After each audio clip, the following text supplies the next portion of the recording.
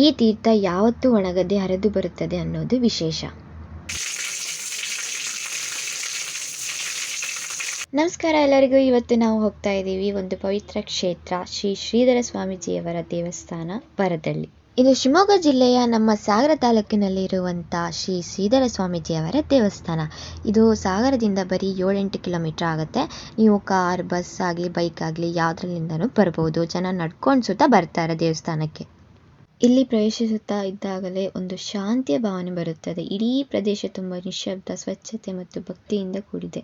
ನೋಡಿ, ಇಲ್ಲಿ ದೇವಸ್ಥಾನದ ಮುಖ್ಯ ಗೇಟು. ಇಲ್ಲಿಂದಲೇ ಶ್ರೀ ಶ್ರೀಧರ ಸ್ವಾಮೀಜಿಯವರ ಅನುಭವ ಯಾತ್ರೆ ಶುರು ಆಗುತ್ತೆ.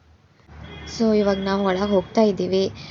ಇಲ್ಲಿ ಈ ತೀರ್ಥ ಯಾವತ್ತು ಒಣಗದೆ ಹರಿದು ಬರುತ್ತದೆ ಅನ್ನೋದು ವಿಶೇಷ. ಸ್ವಾಮೀಜಿಯವರ ತಪೋಶಕ್ತಿಯಿಂದಲೇ ಈ ತೀರ್ಥ ಇಲ್ಲಿ ಹರಿಯುತ್ತಾ ಇದೆ ಅಂತ ನಂಬಿಕೆ.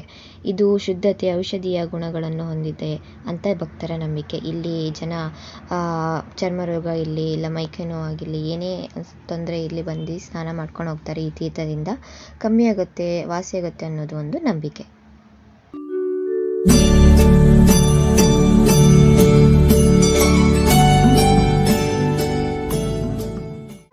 ಇದೀಗ ನಾವು ಬೆಟ್ಟದ ಮೇಲೆ ಹೋಗ್ತಾ ಇದ್ದೀವಿ. ಇಲ್ಲಿ ಸ್ವಾಮೀಜಿಯವರು ಜ್ಞಾನ ಮಾಡುತ್ತಿದ್ದ ಮಂಟಪ ಇದೆ. ಹತ್ತುವ ದಾರಿ ತುಂಬ ನೈಸರ್ಗಿಕವಾಗಿದೆ. ಹಾದಿಯಲ್ಲಿ ರಾಮನ ನಾಮಪಟ್ಟಿಗಳು ಇರ್ತವೆ. ಇವುಗಳನ್ನು ಓದ್ತಾ ಹೋಗ್ತಾ ಇದ್ದರೆ ಒಳ್ಳೆ ಭಾವನೆ ಬರುತ್ತೆ.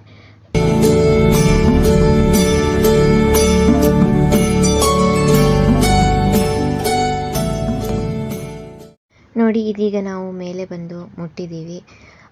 ಈಗ ನೀವು ಪ್ರದಕ್ಷಿಣೆ ಹಾಕ್ತಾ ಇರ್ಬೇಕಾದ್ರೆ ಸುಮಾರಷ್ಟು ಕಥೆಗಳು ಅಲ್ಲಿ ಬರೆದಿದ್ದಾರೆ. ಅದು ನೀವು ಓದ್ಬೋದು.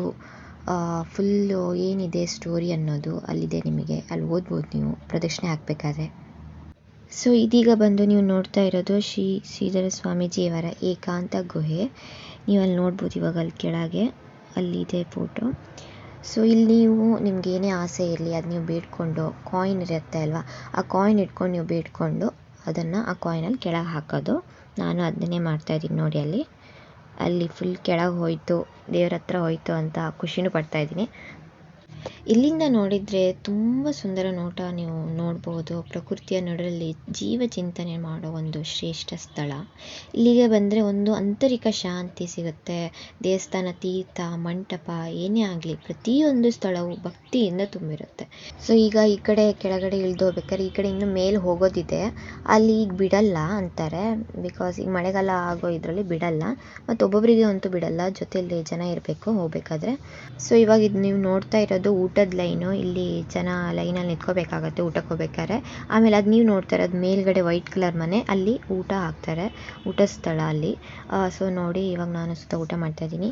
ಸೊ ಇವಾಗ ಬಂದು ಶ್ರೀ ಶ್ರೀಧರ ಸೇವಾ ಮಹಾಮಂಡಲ ಆಫೀಸ್ ಅಂತ ಹೇಳಿ, ಇಲ್ಲಿ ನೀವು ಹೋದರೆ ನಿಮಗೆ ಫೋಟೋ ಆಗಲಿ, ಬುಕ್ ಆಗಲಿ, ಇಲ್ಲಾಂದರೆ ದಾರ ಆಗಲಿ, ಏನೇ ಆಗಲಿ ನಿಮಗಿಲ್ಲಿ ಬೇಕು ಅಂತ ಅನಿಸಿದರೆ, ನೀವು ತಗೋಬೇಕು ಅಂತ ಇದ್ದರೆ ಇಲ್ಲಿ ಬಂದು ನೀವು ತಗೋಬಹುದು.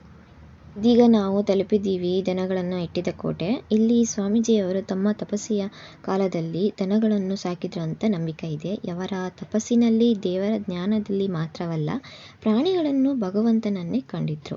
ಈ ಕಾರಣಕ್ಕಾಗಿ ಈ ಸ್ಥಳದ ದನಗಳು ಕೂಡ ಪವಿತ್ರ ಅಂತ ಭಕ್ತರು ಭಾವಿಸುತ್ತಾರೆ. ಸೊ ಇವಾಗ ವಿಡಿಯೋನ ಇಲ್ಲೇ ಎಂಡ್ ಮಾಡ್ತಾ ಇದ್ದೀನಿ. ವಿಡಿಯೋ ಇಷ್ಟ ಆಗಿದ್ದರೆ ಲೈಕ್ ಮಾಡಿ, ಕಮೆಂಟ್ ಮಾಡಿ, ಹಾಗೆ ಸಬ್ಸ್ಕ್ರೈಬ್ ಕೂಡ ಖಂಡಿತ ಮಾಡಿ. ಹಾಗೆ ಇವಾಗ ಸಿಗೋಣ ನೆಕ್ಸ್ಟ್ ವಿಡಿಯೋಗೆ. ಸೊ ಟಿಲ್ ದೆನ್, ಬಾಯ್ ಬಾಯ್, ಟೇಕ್ ಕೇರ್.